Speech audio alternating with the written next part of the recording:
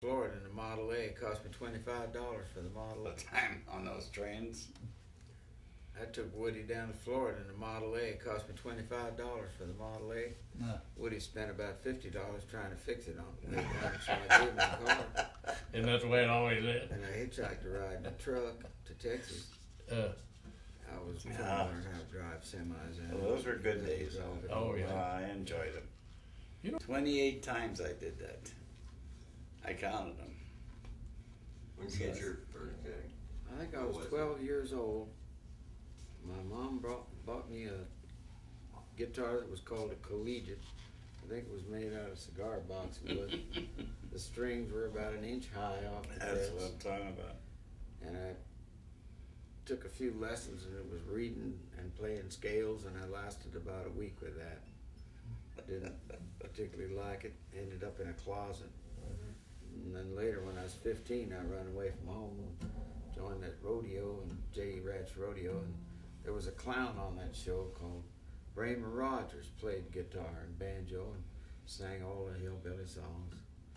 Stay all night, stay a little longer. Oh, yeah. I just, as soon as I got back home, about 3 months later, I dug that guitar out of the closet, started practicing and playing on it about 5 hours a day, till I had like elephant's feet on my fingertips from them Hurt terrible like heck. strings. And after a while, I realized I better get a real Better guitar. one, yeah. I got a Gretsch 75. And they were made in Brooklyn. Yeah. 60 Broadway, Brooklyn. I don't remember the I do. address. I do. There's a Gretsch factory right next door to the bridge that goes over to Yeah. Manhattan there, the Williamsburg Bridge. Well, they were at 60 Broadway because when we went over there, when we were in New York at the Village Barn, we opened up there the 4th of February in 1940. Wow. The Riders of Purple Sage. And then Jimmy Webster, do you remember Jimmy Webster? He was a designer for Gretsch at that time, and he came in, and we were working with Red River Dave McAuliffe, backing him up, and then we were doing our own show too at the Village Barn, three shows a night. And Jimmy took a liking to us, so he said, "Why don't you guys come over to Gretsch and pick out some guitars?" And so we said, "Fine." So we wound up with a blonde bass, a white accordion, and 2 beautiful guitars for nothing. Yeah. So that was in 1940, and I've been with them ever since. Norm, when did you get your first? Bull was painted by a woman in Colorado, a friend of mine, who painted horses, but she never ever painted a bovine animal before. But I found a nice photograph of a bull ride on a rodeo program, and I think it was a cigarette ad. And she painted the face, because you can't see the face at all now, it's all scratched off, but she made the face of the rider look like me.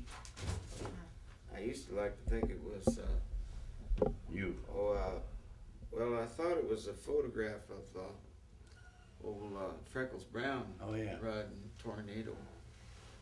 I don't know He was if a great rider. that Tornado bull looked like it. I wasn't there when he rode Tornado. Yeah, I've never seen a bull on a pick guard, but that's good. What happened there was the original pick guard, which was right here, Yeah. came unglued one day from climate change. It was in Colorado. It just fell off, and there was this bare wood. So we just sanded the wood clean, and she painted the picture on that area. And put this plastic, We plastic on put it. plastic to cover keep the paint Yeah, from good. scratching off.